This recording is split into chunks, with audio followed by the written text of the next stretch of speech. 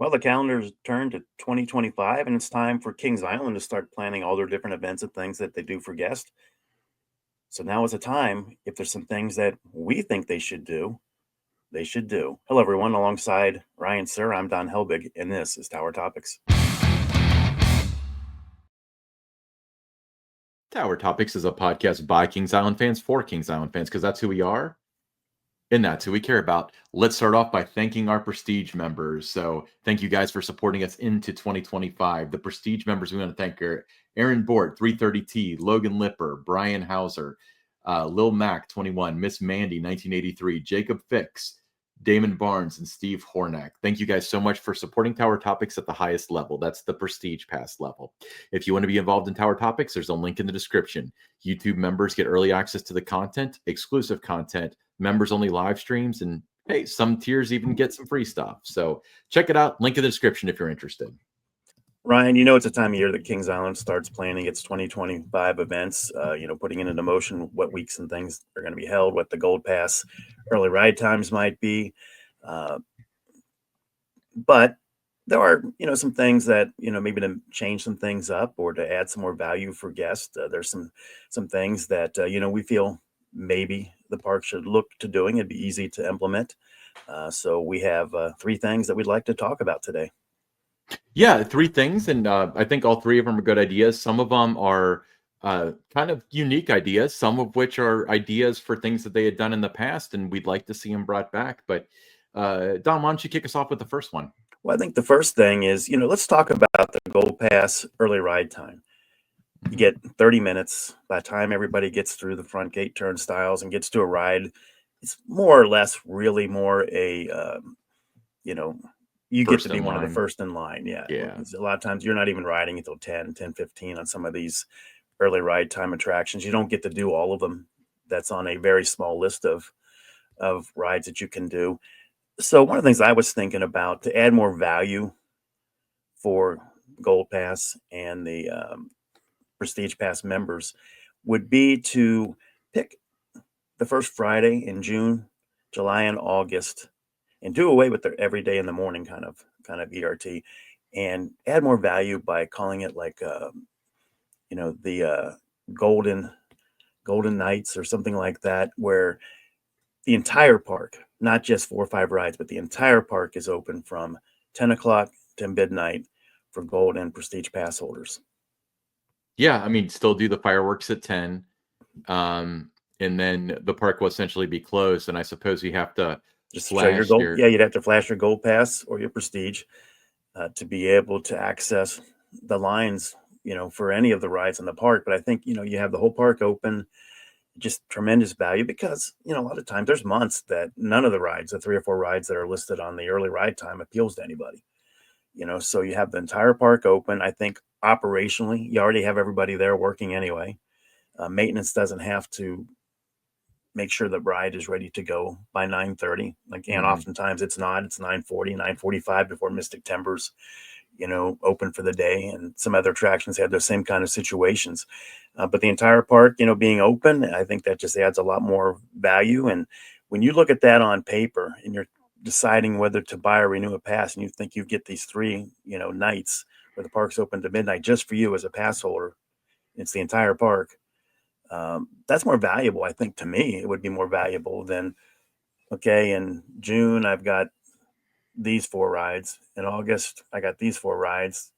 They're not good on the Friday nights for Haunt, all those other kind of things that you have to put out there. So to me, I just think it would add a lot more value. And I just think that, if you put it up for a vote, that, the majority of your pass holders would vote for that. Kings Island is one of the best parks in the world for night rides. People love those night rides on the Beast, Diamondback. You got Mystic Timbers is a great night ride. Adventure Express, one of the most underrated night rides. Banshee, the Bat, the Racer. I mean, just so many good night rides. And you really don't get to do many of those when the park closes at 10. You get to pick pretty much one of them that you want to do. So this way, over those 3 nights, you would pretty much get to do every one of the rides in the park that you wanted to experience for night rides. Yeah, and I remember them doing exclusive rides on Banshee in 2014 for Gold Pass holders only. And what was funny was Banshee was a walk on until 10 o'clock. Then everybody went to Banshee and it ended up being an hour wait. But this would kind of take care of itself because we're talking about the whole park being open. And, I guess if you've got a day ticket or whatever and you want to walk around the park, they're not really going to stop you.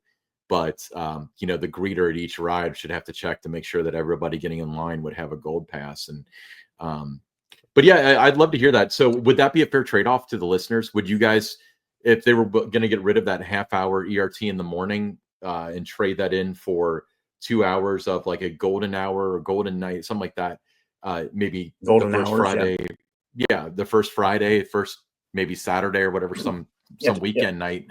Yeah, but to be consistent, like the first Friday in June, first Friday in July, first Friday in August, very easy for the park to communicate that message. Very easy for the pass holders to remember when those nights are.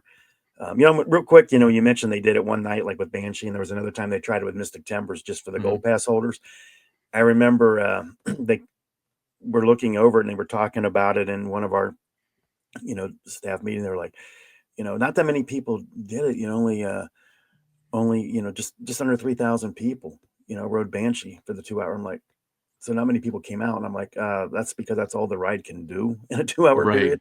It's not because it wasn't popular. No, that's not that many people did it. No, you got to understand. Here's how the rides work. So sometimes things were eliminated just because they didn't understand it. They just looked at a sheer number. Oh, not enough did it. Not understanding that's the most it could do within that time frame that you had to work with. But again, if you like this idea of going to golden hours, golden nights, whatever you want to call it, if you like that idea, definitely leave in the comments and let us know if you would be willing to make that swap. Yeah. Is it a fair swap for you? Next idea. This is one that was interesting because I remember it and they did it for a couple years, but and then it just disappeared. And maybe you can explain why. I really never even put so much thought into it, but dive-in movies in the water park. 2 seasons of this, right? Yeah, and they were very successful. Guests started looking forward to it, and it was just one of those things that just got eliminated. Maybe we don't have time to do it or whatever. We're going to do Grand Carnival, whatever it might have been that came up that just bumped it from the lineup. But I think if you commit to it, you just do 4 of these a year. Maybe make it like Saturday night in July at Soak City. This is taking place. You can still do it if you happen to have your Grand Carnival run in July. It doesn't matter. Grand Carnival is over at 9 o'clock. After the parade, everybody can go to Soak City and watch whatever the movie might be. There's been some great movies that have come out in the past few years, so you could have a pretty good lineup of movies too to show out there. You could have some double features, whatever. I think it's fun. It's a way to create awareness for Soak City. You got a couple new things out there. You've revamped the kids area. You've got a new water coaster coming. Focus is on Soak City, so why not add something out there for everybody? With a special event. It's 4 or 5 times a year. Midsummer, and have those movies back. Yeah. So in your vision, would it just be what they had before in terms of putting up screens and having the wave pool open, or do you think that they should have other stuff open so it's like a whole celebration over at the water park? I would keep it to just having everything around the wave pool, have everybody in that one concentrated area so they can start to get the water park ready to go the next day. So I would be okay. I think it worked the way it did before, having everybody around Tidal Wave Bay. You do have a couple of restaurants that could be open during this time too, for people to grab a meal before the movie. And but it wasn't that complicated to do. It was you had somebody else came in and actually set up the screens and ran the movie, and it was just a matter of just having security and some staffing around to get everybody out when the movie was over. Yeah, so that was always a good idea. It would be interesting to see it come back. It sounds like it's a low overall cost, high perceived value kind of thing that could added really, value. I mean, it would really add value to the pass holders. And with that being said, I'm gonna say this now because it's popped in my head, but do you think that any of these events should be exclusively for prestige, or do you think that there's not enough of them that would Not fill the enough, shoes of some? not enough of them to fill to make it worthwhile. I mean, you definitely with the golden hours could not make that just prestige. No, no, no, I don't think so. But what I'm trying to think of where you could add value with prestige, where it's like, we're not eliminating gold pass benefits, but at the same time, prestige gets to have what I think is kind of rightfully like an added benefit. So it would be nice if they had like maybe a prestige pass seating section or Yeah, something oh like yeah, that. you For could the new definitely main. do that. You could certainly give them an exclusive area, like the best seating area, just for prestige pass holders. You could also, um, there's other things you can give prestige throughout the year that adds more value to that. Things I thought they should have been doing. I thought the first riders on Cargo Loco and Soul Spin should have been for prestige, and then you Right. open it up for everybody else. That idea, was quickly shot down.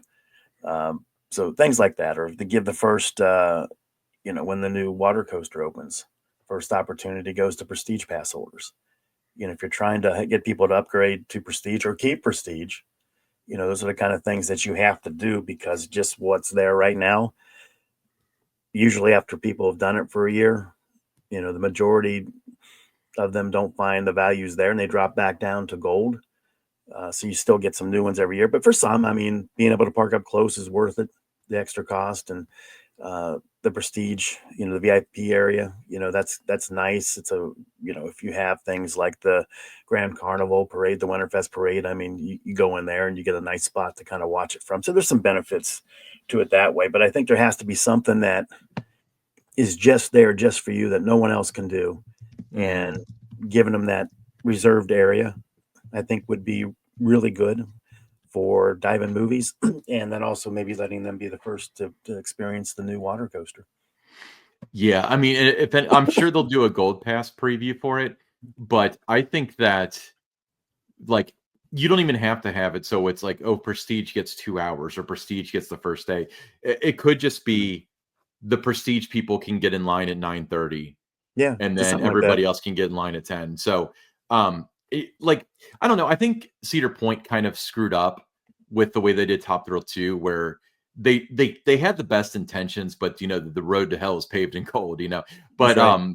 they, for those of you who don't know, they had previews Wednesday, Thursday, and Friday, I think. And Wednesday was just for prestige pass holders, and then Thursday and Friday were just for gold pass holders. But if you were prestige and you couldn't make it on Wednesday, you couldn't go on Thursday or Friday. So I think what they should have done was have it Wednesday, Thursday, Friday, have a certain number of reservations available. It opens to prestige 24 hours before everybody else. So they can still go, they get first crack at it before it sells out, and then the Yeah. gold pass gets to. I think that would have been fair. Yeah, well, here's two things we've already given, the golden hours, golden nights, whatever you want to call it. And now we've got the return of the dive-in movies, two Mhm. easy things to do that can enhance, the guest experience, add more value to being a pass holder. Mhm. So what's next, Ryan? So the next one up is something that can actually generate them a fair amount of money, and this is what we kind of discussed: is have beast tours that include the ability to walk up the first lift hill in the morning and have a maintenance person speak to them about what they do in the morning. Then they can get first ride of the day, uh, and then maybe a backstage photo video opportunity sometime later in the day. We were thinking you could charge about 199 for it, Yeah, cap it at 8 per day. And then if it's done properly, if it's promoted properly, it can make $150,000 a year for the park by our calculation. easily with Um, that. I mean, you'd sell out just about every day. You'd get your eight. Uh, that's something that not everybody can do. So, people would pay for that experience to walk to the top of the Beast Lift Hill. It's not you're not climbing, almost 300 feet to go up to Orion or, the 200, 30 feet that Diamondback is. You're not asking every, one to go that high. We're talking 110 feet here, so it's not I'd say just 110 feet, but it's not the highest ride in the park. I think it's a relatively easy climb for most guests to be able to do. If they wanted to do this, you'd have to have somebody, hire a couple of people, and that's their job, is to give these beast tours, in the morning, and they would also be the ones they would walk up with the group, make sure everybody's, in the right place and everything. This is something I did at Holiday World with the Voyage Climb. That was such a great opportunity, great experience. Worth every penny. For those that do the Voyage Climb, and you learn so much about the ride. You get great photo opportunities from the top of the lift, but as you would leave from the station, you would walk around like the train exits, walk around, and then start your climb up the lift.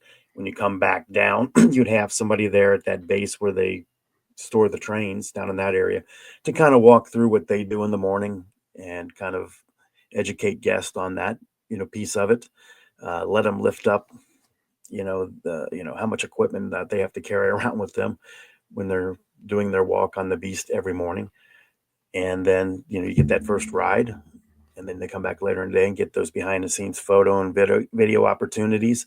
When you have 8 people, those tours become, much more intimate. You can do a lot of storytelling with the beast without any distractions when you have a small group like that. Uh, but yeah, I mean, if the park put that out there as being available to do these beast tours every day, they would certainly sell out. I could see them saying, well, let's only do it on Saturdays, or let's only do it on Friday and Saturdays, not wanting to do it every day. But to make it work, you have to do it every day, because some people can only come on a Tuesday. Some Yeah. people, can only come on a Wednesday. But you just, I think it's something that a lot of people would have interest in doing. And you would also have people coming from not just your backyard, from, Cincinnati, Dayton, area. You'd have people coming from all over the place. If you'd have people that live in like Florida wanting to come to Kings Island because this is an opportunity that's available for them to do. So you would sell tickets outside of your market too for people if you did this. That $199 would not include your park admission, so they'd also have to buy an admission ticket or have a season pass to be able to do it. Yeah, I mean, I went to Disney a couple weeks ago, and I was specifically looking on the app. I was searching the word experiences to find tours and stuff like that, because I did behind the scenes, Yeah. had a great time. So I went at a time where I was obviously searching for the stuff way too late and everything was booked up. But we looked at Encounter with Giants, I think it's called, where you get to come up and close with the elephants and stuff like that. So all that stuff. Now, granted, People love experiences. yeah, so it's we've done all the Disney stuff. We've been there a lot. So to be able to see it from a different perspective, that's kind of the attraction. And I think that's exactly what you have here with the Beast, where you've ridden the Beast a bunch of times. Um, a lot of people haven't been backstage. I think most people that would be interested in something like that would probably have had the opportunity with maybe Coaster Stock or something. But how many of them have climbed the lift hill? None. Fraction of So a I think, percent, the ones yeah, that so I work think there that it maybe. would definitely be something that would be new. It'd be unique, once in a lifetime kind of an opportunity. The Beast has been, is now, and looks like it's always going to be your star attraction. So, and that's the ride that I would pick. And I think for like photos and that, the Diamondback and Orion, being up that high would give you better overall shots of the park. But still, I mean, the Beast, when you get up there, you've got that. I mean, there's that famous view from the top. When you look down, there's the tunnel and there's the helix and everything in the background. Everybody being able to get their own photo of that. But if you turn and look toward, the park side, you get the Eiffel Tower and you get some other things in that photo. So, I would sign up to do it if it became available. I probably would too. Of course, you're going to have naysayers. You're going to have park apologists, as well as probably some within the park saying, "Well, we just can't." It's fine. Call your peers down in Holiday World. They figured it out. I mean, it just one of the. It's not a matter of, we can't do it. It's we don't want to do it. I mean, Right. if they wanted to do that, they can do that. So it's just a matter of having, somebody at the park that champions the idea and, sees the value in it, looks at the dollar signs and says, hey, this is, going to probably be around $150,000 that is almost essentially free money in some ways. So, yeah, I mean, I think it just comes down to, do we want to do it? It's not because we can't do it. It's, do we want to do it? And if they want to do it, this is certainly something that is realistic and that could happen. I think so too. Now, Don, obviously, with this and every other idea that we've discussed, and we want to hear your ideas too, put them down in the comments. But this is like kind of a call to action. We normally don't do this, but if you like these ideas or even have your own, reach out to the park.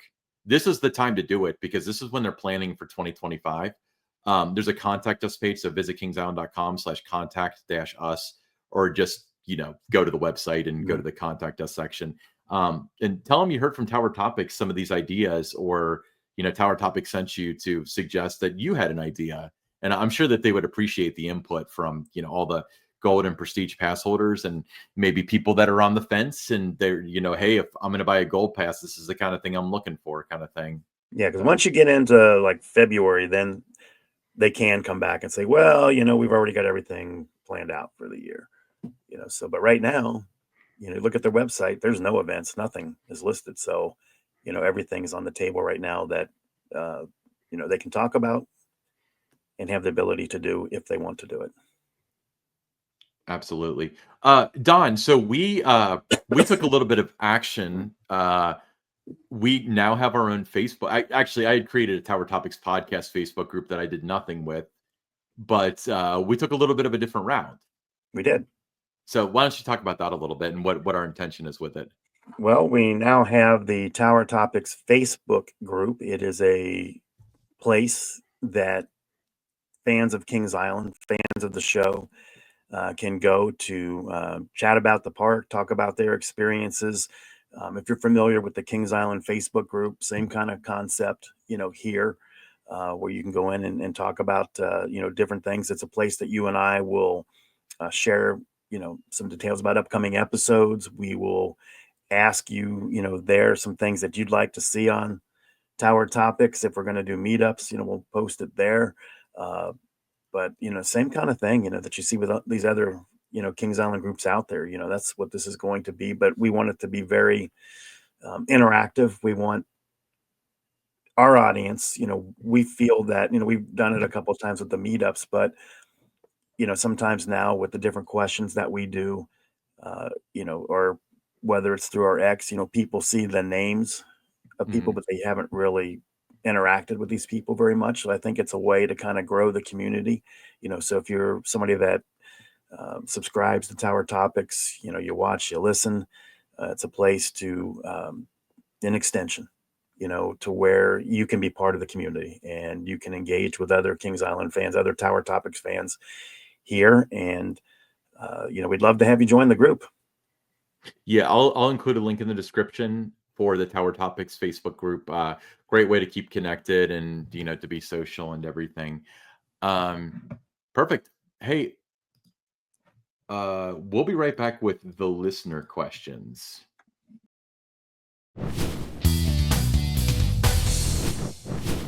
Okay, first listener question. I think I have this one. No, you have this one. Don, read I the have the first question. Okay. Okay. This one comes from, let me find it here. Okay, here it is. It's from Daryl M. from Indianapolis. And he says, when will the 2025 operating calendar be released? And will all of the events be included at the time of the release? Part A, we don't know. Part B, probably not. It's a good question. And I think, last year the calendar was out, end of October, early November type range. Surprised that it's not out yet. Cedar Points has been released. But you look at other parks around the country, their calendar has been released. The events have been released. So I don't know what they're waiting for. They know what the calendar is going to look like. There might be a couple of dates in September where they're still trying to, finalize those park sellouts that they have every year. But those are dates that, you can just leave those blank right now. And if those events or those companies, whatever, something fell through, you can add an operating date. It's easier to add than take away. So hopefully it's up really soon because, people are starting to look forward to visits. They're starting to plan. There's other parks with those calendars out there that you can plan right now. And the longer you wait, the more people decide to go somewhere else. You'd be surprised how many people are kind of like, well, should I get a Kings Island pass or should I get a Renaissance Fair pass or a zoo pass or whatever? Um, and especially with it being pretty widely known that there is a relatively good chance that the calendar may not be very desirable this year, that people might start to get suspicious, where it's kind of like, after the first of the year, I mean, what percentage of the passes are sold? It's more than half. It's got to be a plurality by January 1st. And then so they've got your money, and then they tell you what you just bought. So that's why I haven't renewed. I like to know what I'm getting. And then again, I mean, I had this discussion. I went back and forth with Liz from the season pass group. I understand that's a place of privilege I'm coming from, where I can spend an extra $10 or $20 or whatever to wait it out. But that's what I choose to do. I'm willing to make that sacrifice to know for sure that it has a value to it. Same with the meal plan stuff. But yeah, good I question, have Daryl. not renewed my pass yet either. I was holding off on all the different parks that I had passes to, just to make sure that I was going to be able to use those passes and be able to drive to some of these places. With some of the different health things I've had with my eye, and that am I going to be able to drive if I wanted to go to Dollywood or Kennywood? I've begun that process of uh, renewing my passes to the parks, but it's starting out with the ones that I've seen the operating calendar. I know uh, what the events are going to be, and so I knocked a few of those off last night. That was That's my New Year's Eve. Was as we record here today on New Year's Day, but on New Year's Eve I was going through renewing season passes to certain parks. that's how I spend my summer vacation. Yeah, it's again, for me, it's the reality is, for me personally, I made 49 visits to Kings Island this year. They could do almost anything they wanted with the calendar, and I would still buy it. For me, it's about principle. Mhm. If you're like a 3 or 4 visit person, you need to wait. You need to make sure that you're not, because if they do this thing and it looks more and more likely based on the other calendars, they may close at like 8 o'clock during the week. And there are a lot of people that like to go after they get off work. You get off work at 5:30 or whatever. By the time you get to the park, it's 6:30, 7 o'clock, maybe.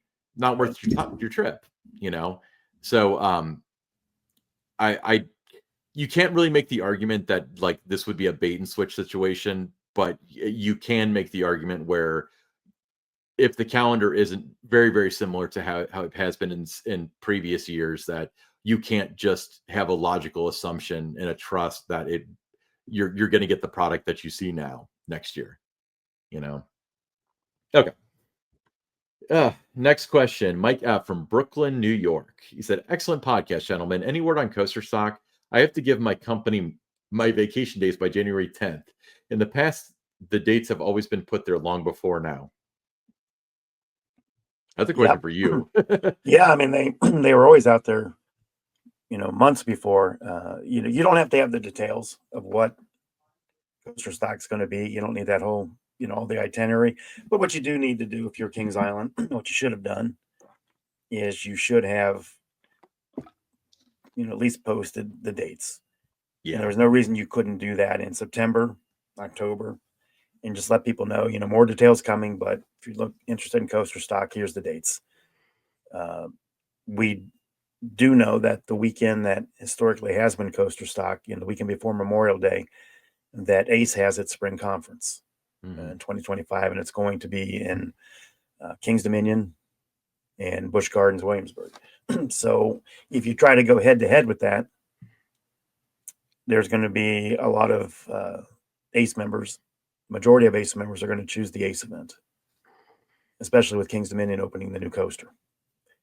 So that would not be the great weekend to do it. Now, there was always a reason why that was the weekend that was chosen for coaster stock when I was there, because you tried to work around all these other events and tried to make it at a Yeah. time that was going to be best for all the participants, and to make sure that you got a certain group of them that were available at that time of the year. So uh, it always became part like that family reunion type of thing every year.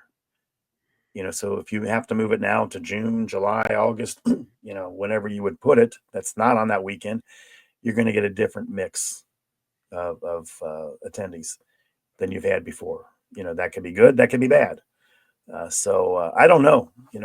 All we know is that the park said coaster stock would return next year. Well, it's next year.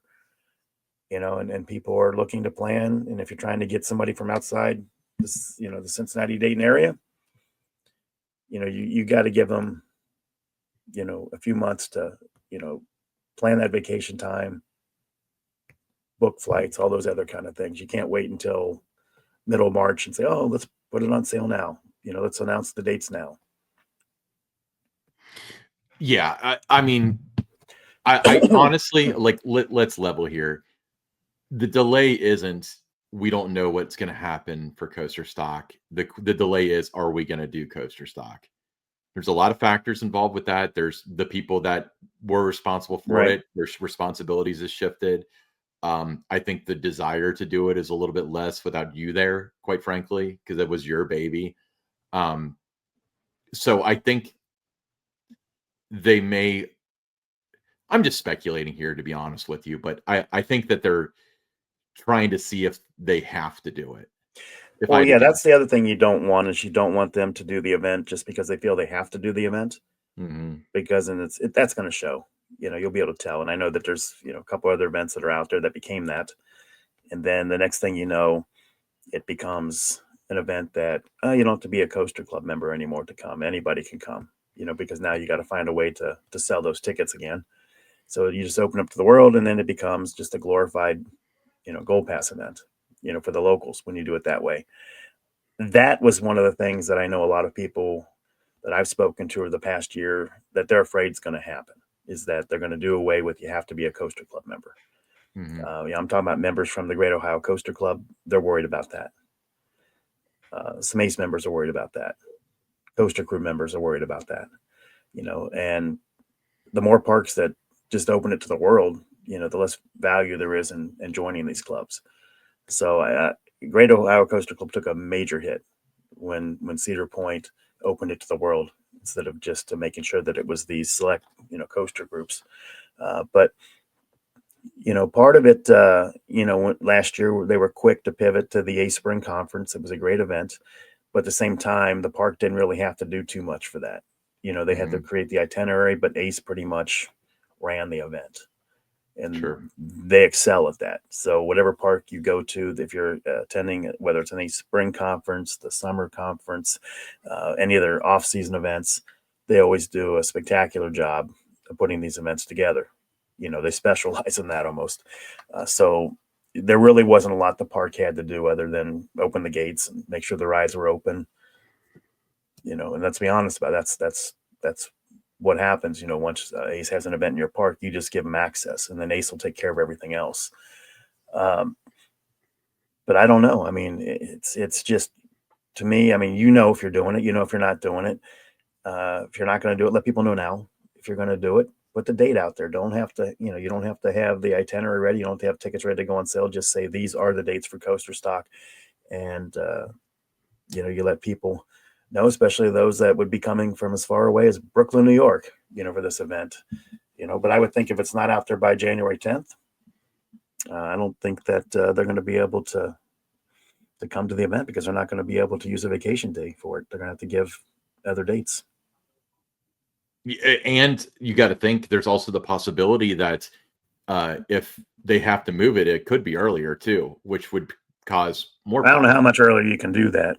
I don't either. And honestly, it's like, you've brought this point up too. It's easy to think like, oh, do it the weekend before, but that doesn't solve the problem because well, I mean, I guess I can think of a few people, but most people don't have jobs where they can take a 3-day weekend, come back, and then do another one, nor do they have the money or the resources to do that sort of thing, And then you've got right around the corner, you've got Coaster Mania, you've got, Holiday World has their event.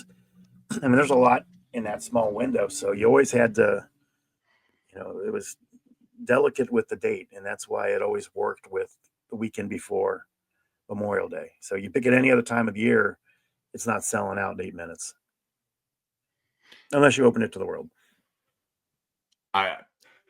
I don't want to end this conversation because you put a thought in my head, and this is one of the common problems with these listener questions. But do you think that the fact that Coaster Mania was open to the world, and let's be honest, from what I'm gathering, it sounds like they kind of pissed off the coaster community and the supporters.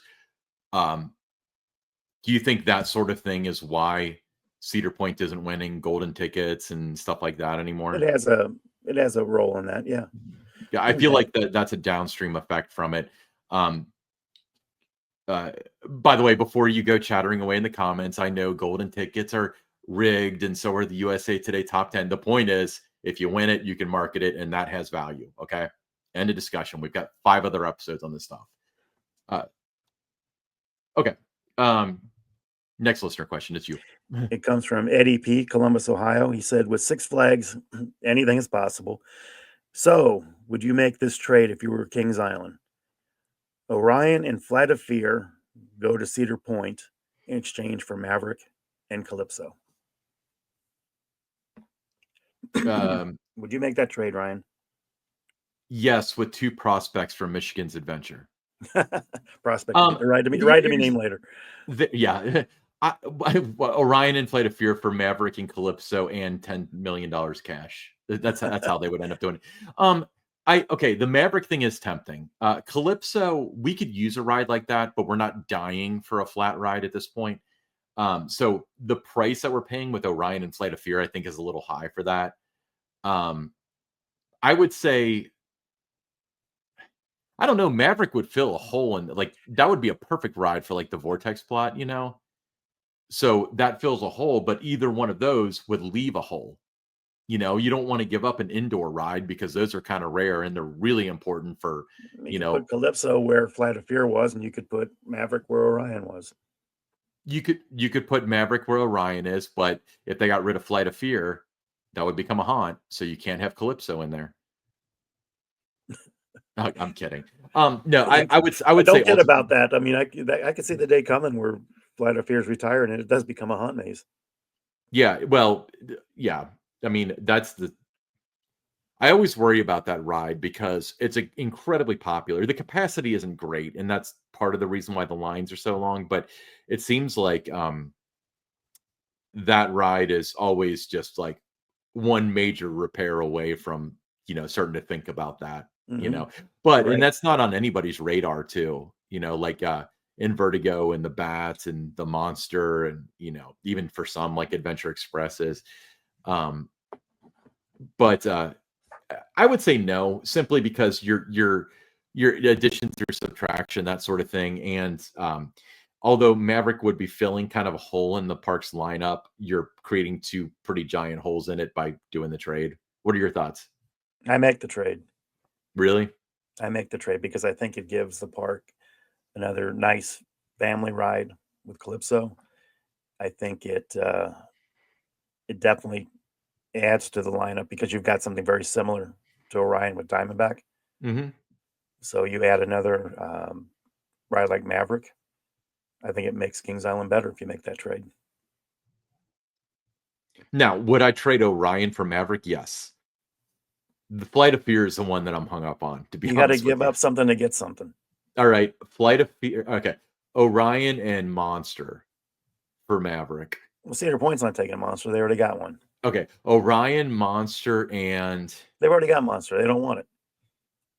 Monster for parts. And now that might interest them. Yeah. Well, that's what they would do. They certainly wouldn't rebuild it, but I mean, let's be honest here. That's probably what's going to happen with our Monster. Ultimately, it's going to go to Cedar Point for parts. But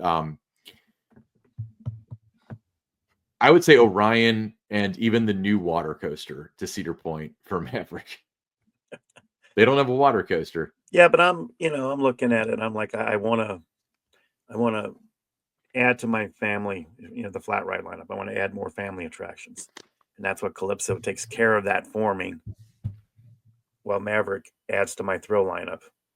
And I just give up a ride that, like Flight of Fear, it's popular in that, but, not a lot of tears would be shed if it was traded for, and Maverick was coming back in return. I mean, I think with that trade, yeah, a lot of people would be gung ho about it, but I don't think that if anybody is listening, I don't think you're advocating for Flight of Fear to be removed because No, we're just we don't need asking. another haunt, first of all. No, And we're just talking about if it was what you had to give up to get Maverick, you do it. yeah. Okay. I would. I Uh, mean, but I don't know. Leave a comment. Let us know. Would you make that trade? there are people I love Maverick, but not the way that a lot of other people do. There are people out there that would trade like 3, 4, 5 Kings Island good rides for Maverick, good coasters. Yeah, there are. All right. Next question. Tammy B from Oakley. She said, "Me and my family loved Winterfest, but thought the train ride was underwhelming.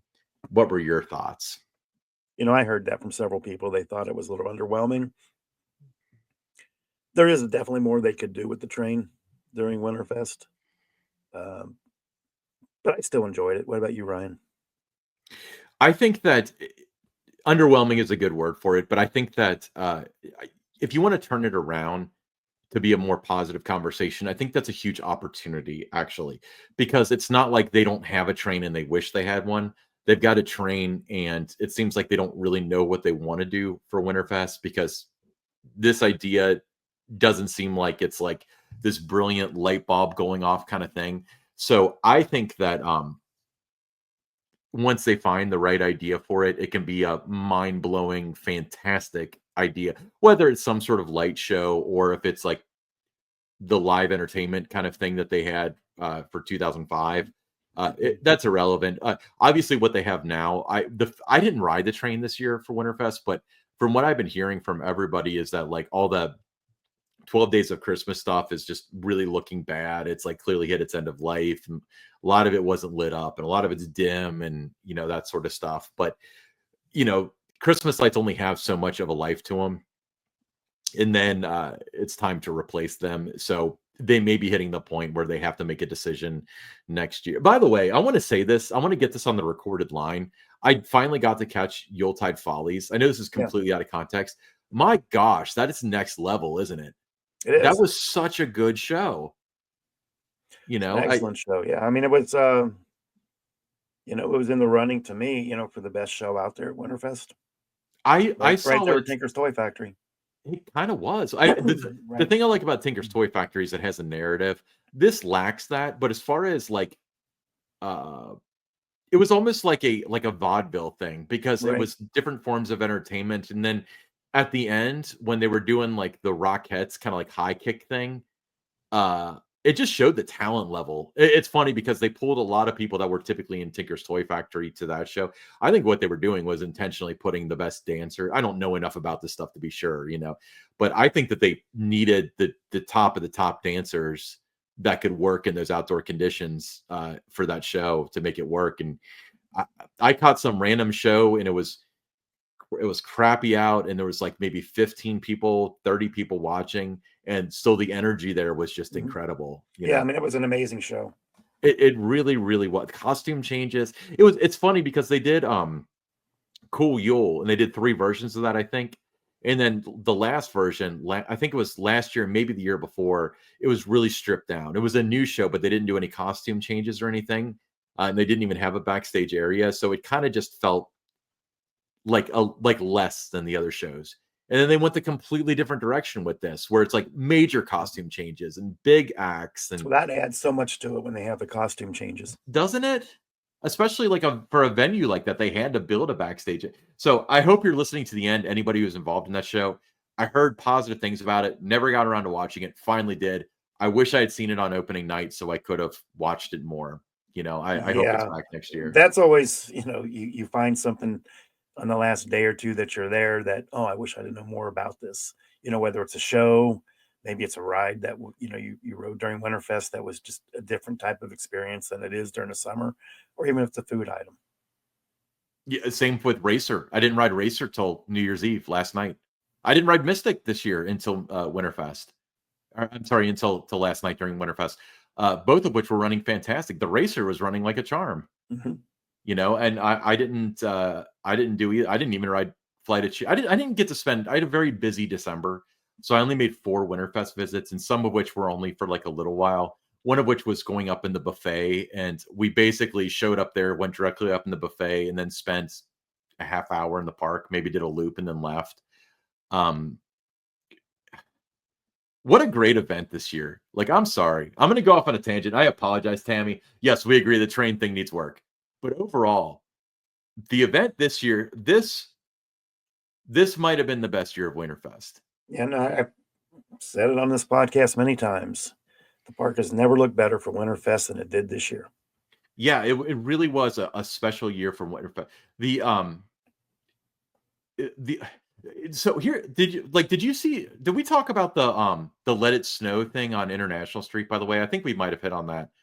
I didn't notice this until I was up in the IR, but like in the past, they came up with this idea where it would snow like every 15 minutes or something. And the cool thing that they did different was they had all the spotlights that were on the totems, like along the ice rink. They faced at the buildings and they made snowflakes that spun. And that was cool enough. But this like changed the music. The Eiffel Tower did something. Yeah, the lanterns, the interactive lanterns would interact with it. It was like a real thing. I just I didn't know what it was or noticed anything about it until we were up in the IR and we saw it happen. So again, what a great Winterfest this year. The only thing I would ask for, honestly, in terms of the theme park gods blessing their hands, is 2021. There was something about how the wind hit the park every single night where the fake snow would make it so it legit like looked like it was snowing everywhere. It was so perfect. If we could have that again, this would have been the perfect Winterfest. But yeah, but I mean, it's a great event, and like I said, it never looked better, and it just really, makes you excited already right now to visit again next year for Winterfest. I think so too. Don, let's talk about some Tower Topics t-shirts. Tower Topics t-shirts are available. Carolina Blue, $22. It includes your shipping if you're interested in one. Just messages on our X, which is Tower_Topics, or you can send me an email at donhelbig@themeparksbydon.com, and we'll send you the QR code. And once the transaction goes through, it'll just take a matter of days before you get your shirt. Yeah, send us a message. $22 includes shipping. Have them for the start of the year. We'll do some meetups during the off season. We'd love to see some Tower Topics t-shirts during then too. But just shoot us a message, Tower_Topics on X, or send Don an email, donhelbig@themeparksbydon.com. What a day. Happy New Year, everybody. My name's Ryan Sir. I'm along with Don Helbig. This is Tower Topics.